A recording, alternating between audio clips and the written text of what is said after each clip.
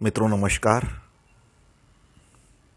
आज फिर एक नया दिन है और जैसा कि आप सभी जानते हैं कि सुबह सुबह के ये 5-7 मिनट हम अपने आप को देते हैं। इसका पर्पस भी आपको मालूम है और ये हम क्यों कर रहे हैं ये भी आपको बहुत अच्छे से मालूम है। ये यात्रा है अध्यात्म की यात्रा, जिसमें हर कोई उत्सुक होता है। ये यात्रा है हमारे खुद की यात्रा, हमारे अंतर मन की यात्रा। ये वो यात्रा है जो हमारी उदासी को, जो हमारे निराशा को, जो हमारे अवसाद को नीचे रख देती है और हम ऊपर की ओर गमन करने लगते हैं। तो उसी परिप्रेक्ष्य में हमने देखा है पहले, अर्थपूर्ण दृष्टि होना बहुत जरूरी है। हमारी जीवन के प्रति एक अर्थपूर्ण दृष्टि अगर ना हो तो दिशा ही नहीं मिल पाएगी। फिर एक प्यास जो हमारे अंदर है, बस उसे बढ़ाना है। उस प्यास को ज्यादा से ज्यादा बढ़ाना है, क्योंकि जब प्यास बढ़ती है तब कहीं ना कहीं से कोई ना कोई शक्तियां किसी न किसी तरह से उस प्यास को बुझाने का प्रयास करती हैं। यह साइंटिफिकली भी प्रूव हो चुका है। पर प्यास सच्ची होना चाहिए, गहरी होना चाहिए। जितनी प्यास सच्ची और गहरी होगी उतने ही हमारी खोज ज़्यादा इंटेंस होगी, उसमें तीव्रता आएगी हमारी खोज में। और जितनी हमारी खोज में तीव्रता आएगी उतने हम अपने आप में ज़्यादा स्थिर होंगे। तो आज हम शरीर के बारे में बात करेंगे। आध्यात्मिक क्षेत्र में या मेडिटेशन में एक चीज कही जाती है, वर्तमान में रहो। वर्तमान में रहो, भूतकाल में मत जाओ क्योंकि वो बीत चुका है। भविष्य में मत जाओ क्योंकि वो आया नहीं है, वो केवल एक कल्पना है। भूतकाल तुम्हारा एक्सपीरियंसेस है, तुम्हारे अनुभव है, तुम्हारी यादें हैं, लेकिन वो बीत चुकी हैं। अब उनका कोई अर्थ नहीं रहा। अब ना तो वो स्थान वैसा रहा, ना लोग वैसे रहे। तो अब क्यों उस चीज को याद करना, अच्छी हो या बुरी, दोनों जा चुकी हैं। वो उसको पूर्ण तरह से भूल जाओ। लेकिन ये नहीं होता, बहुत कठिन होता है ये।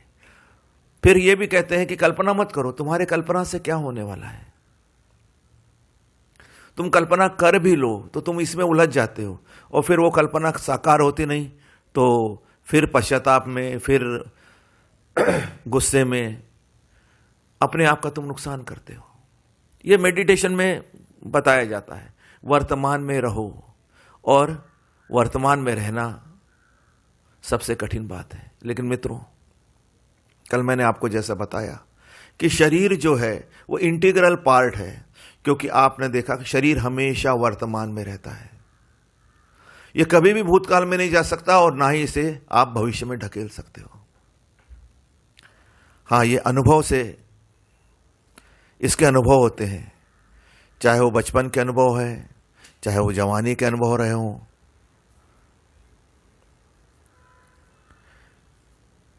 ये यादें हैं, ये मेमोरीज हैं। और आज साइंस भी ये कहती है कि ये मेमोरीज हमारे हर पार्ट में उपस्थित रहती है। शरीर याद रखता है हर चीज,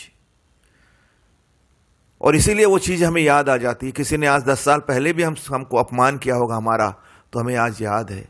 माइंड की वजह से नहीं, शरीर की वजह से। शरीर का हर सेल एक माइंड का काम करता है। आज साइंटिफिकली ये प्रूव हो चुका है। इसमें कोई नई बात नहीं रह गई अब, ना ही इसमें कोई तर्क है रह गया अब कोई। शरीर की हर चीज, और इसलिए तो हम सीखते हैं। और जब हम सीखते हैं पकड़ना, लिखना, फिर बार बार हमें याद नहीं करना पड़ता। शरीर सीख जाता है, शरीर याद रखता है।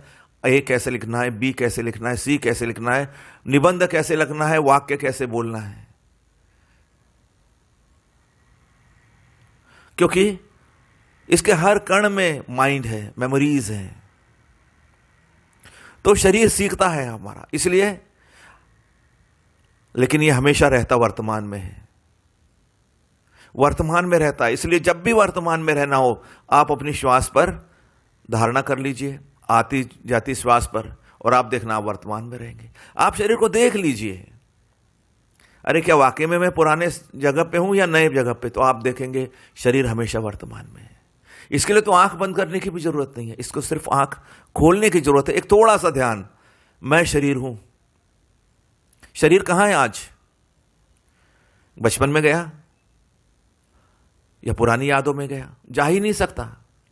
इसलिए मैंने पढ़ा शरीर बहुत इंटीग्रल पार्ट है, इसको भूले तो गए।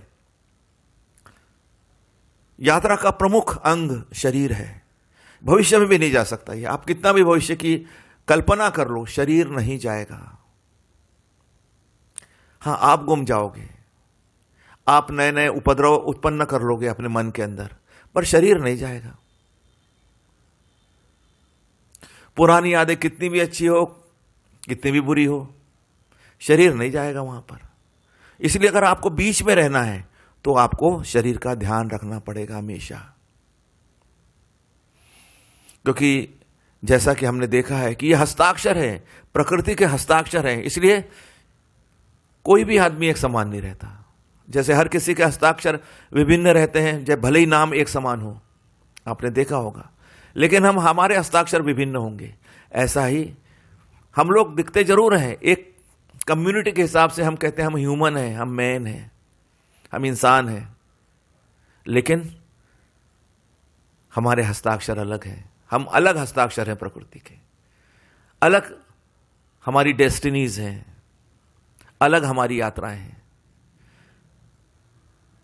लेकिन जिसने हस्ताक्षर किया वो एक ही है, ये अस्तित्व, जिससे हम अपना संबंध और प्रगाढ़ करना चाहते हैं।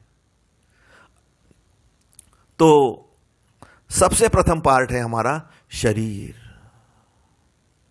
शरीर से ही सब शुरू हो जाता है। इसलिए पतंजलि भी अपने योग में कहते हैं, या अन्य दूसरे धर्मों में भी, शरीर की तरफ बहुत ध्यान दिया गया है। हर जगह प्रार्थना है, हर जगह एक्सरसाइजेस है, पर वो शरीर के उन्मुख है। शरीर मोड़ देता है मन को। इसीलिए तो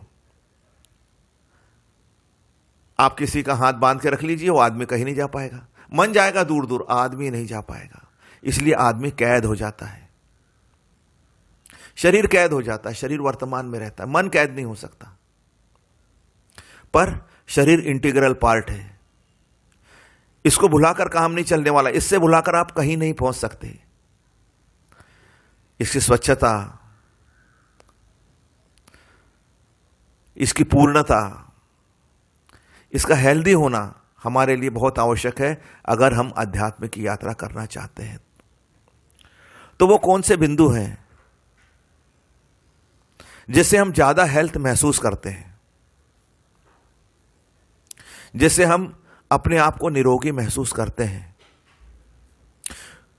कुछ ऐसी क्रियाएं हैं, हर जगह हैं वो। मैं नाम नहीं लेना चाहूंगा, क्योंकि आज की दुनिया इस प्रकार की दुनिया हो गई है कि उसने कलर तक को अलग अलग धर्मों में बांट दिया है, फिर तो क्रियाओं की छोड़ो ही छोड़ो।